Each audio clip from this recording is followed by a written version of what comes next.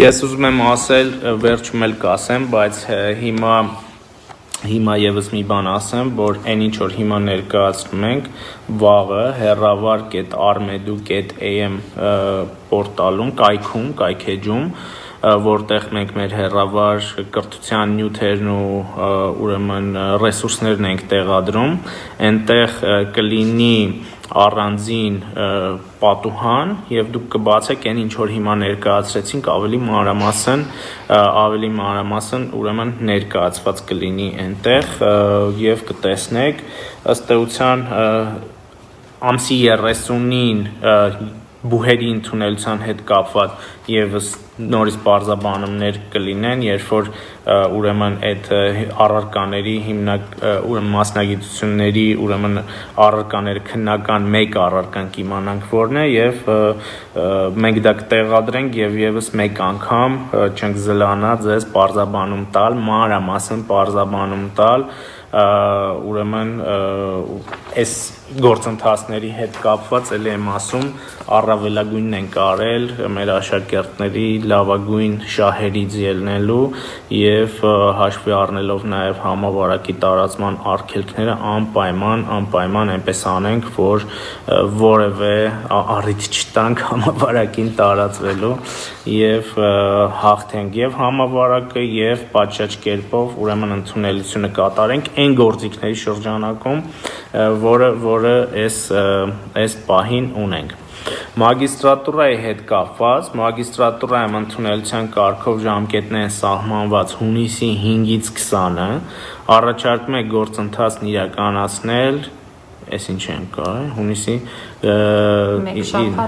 մեկ շաբաթ ուշ նախատեսված էր 5-ից 20-ը, հիմա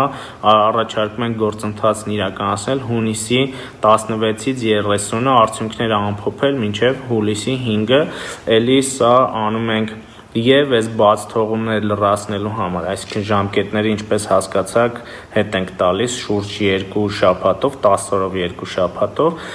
բայց նաև որ զորակոչին չխանգարենք։ Ասպիրանտուրայում ընդունելության գործընթացի մասով առաջարկում է կասեցնել մրցութային չհանդիսացող օտարլեզու եւ ինֆորմատիկա եւ տեղեկատվական հաղորդակցական հիմունքներից ստացված համապատասխան միավորը հավաստող վկայականի եւ կամ տեղեկանքի ներկայացման պահանջը առաջարկում է գործընթացն իրականացնել հունիսի 16-ից 30-ը արդյունքներն ամփոփել մինչև հուլիսի 5-ը։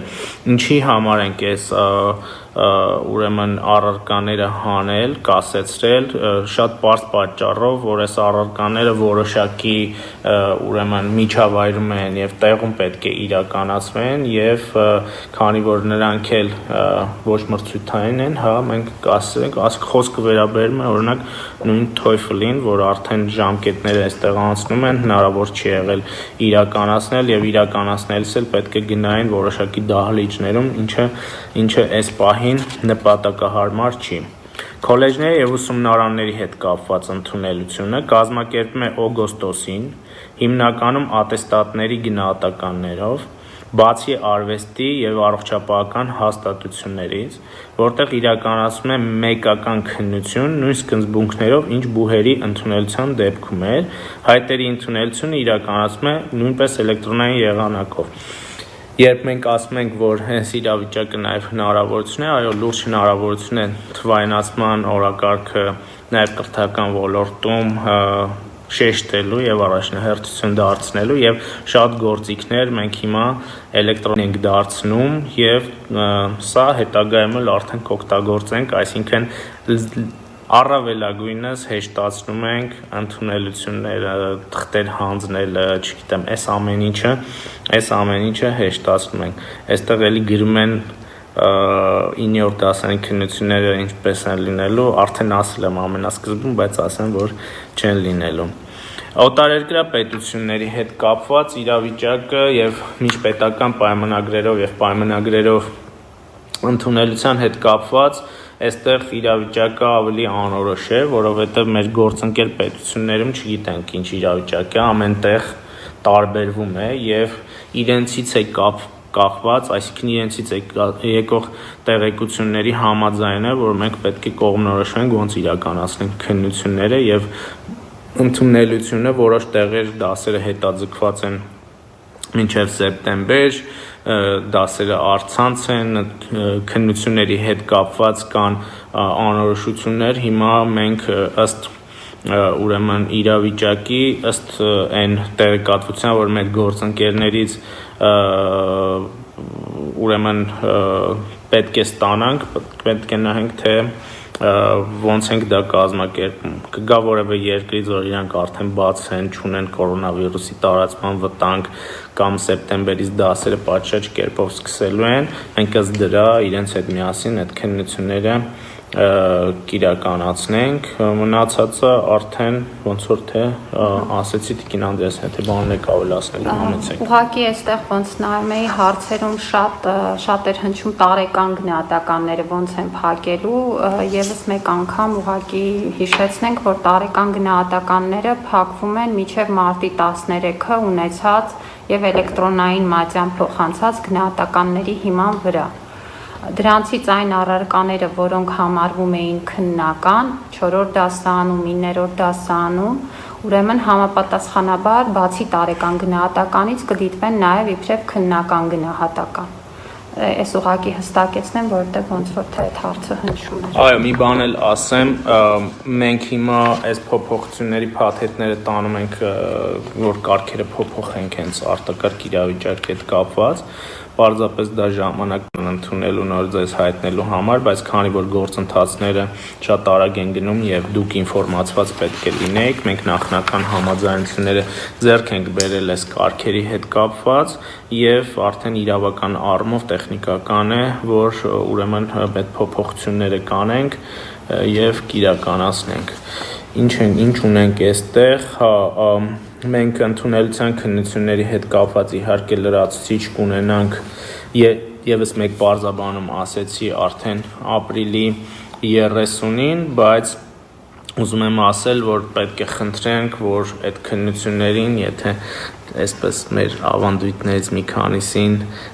պետք է հրաժեշտ տանք գոնե այս տարի ընտանիքներով, հարազատներով քննությունների գնալու, պետք է առավելագույնս այնպես անենք, որ դիմորդը կամ իր տարեկիցների հետ կամ առավելագույնը մի ծնողի հետ գնա ընդունելության քննությունները, որպեսզի ծնողների կուտակումներ չլինեն, որպեսզի իրենց շատ մարդ չհավաքվի եւ հետեւաբար նպաստավոր պայմաններ չստեղծենք վարակի տարածման համար, հույս ունենք, որ արդեն այդ ժամանակ ավելի բարվոք իրավիճակ կունենանք վարակի տարածման հետ կապված, ուրեմն պայմանավորում ենք, ես նախապես ժամը կգրեմ, որ ապրիլի 30-ին, 5-շաբթի օրը, չէ, եթե չեմ սխալվում, 5-շաբթի օրը արդեն քննական առարկաների հետ կապված կունենանք որոշակիություն եւ որոշումներ եւ եւս մեկ անգամ ուրեմն պարզաբանումներ կտանք, այդ թվում նաեւ պատիվ ունեմի հետ կապված, մյուս առարկաների հետ կապված, այդ ամեն ինչը կներկայացնենք այսքանը, Տիկին Անդրեասյան, եթե բան չունեք ավելացնելու, շնորհակալություն բոլորիդ, կարծում եմ մանրամասն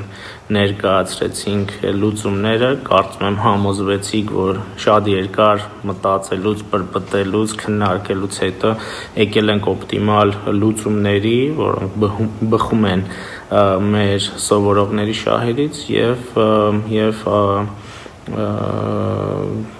լավագույնն եմ ձեզ ցանկանում, պատրաստվեք քննությունների, պատրաստվեք տարին ավարտելուն, հեռավարի հետ կապված մայիսին շարունակում ենք եւ ըստ ամփոփման որոշելու ենք, թե ոնց ենք անում, ասում եմ, որ քննարկում ենք օգոստոսի վերջին շաբաթը դասերը սկսելու հարցը, եթե տեսնենք, որ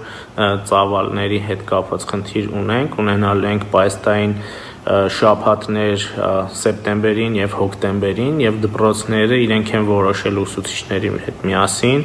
թե ինչ բացթողումներ են ունեցել, ինչ լրացուցիչ պարապմունքներ են պետք, որ մենք կիսատ գիտելիքով չշարունակենք, այլ լիարժեք ամրապնդենք, եթե նույնիսկ հեռավարով արել ենք, ինչ որ չափով դրանք ամրապնդենք, եթե դրա կարիքը կա, բայց էլի դպրոցները կորոշեն եւ ուսուցիչները մենք նաև կաջակցենք նրանց այդ հարցում։ Շնորհակալություն ուշադրության համար,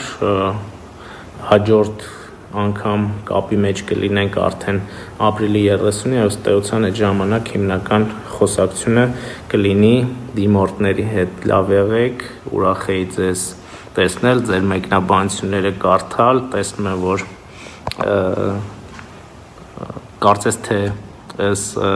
պարզաբանումները բավարարել են շատերին, լավ եղեք, մինչև կհանդիպենք, հաջողություն։